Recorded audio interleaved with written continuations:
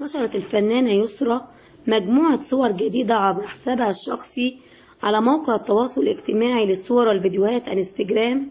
وتألقت يسرا بإطلالة لافتة تجذب الأنظار، مرتدية فستانا باللون الذهبي اللامع بصيحة الكتف الواحد من تصميم مصممة الأزياء ديما عياد. أما بالنسبة لسعر الفستان 762 دولار أمريكي، أي ما يقرب من 55,000 جنيه. يذكر أن آخر أعمال الفنانة يسرا هو مسلسل أحلام سعيدة، والذي تم عرضه في موسم الرمضاني 2022 وحقق نجاحا كبيرا. خطفت الفنانة ندى بسيوني الأنظار بإطلالة مميزة عبر حسابها موقع تبادل الصور والفيديوهات انستجرام.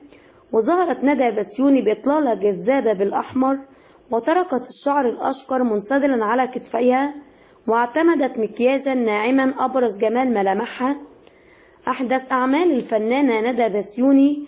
وشاركت الفنانة ندى بسيوني مع أسرة مسلسل أعمل إيه للنجمة صابرين وخالد الصاوي، والمكون من 45 حلقة، وتدور أحداثه في إطار اجتماعي ويناقش العديد من القضايا المتعلقة بالأسرة.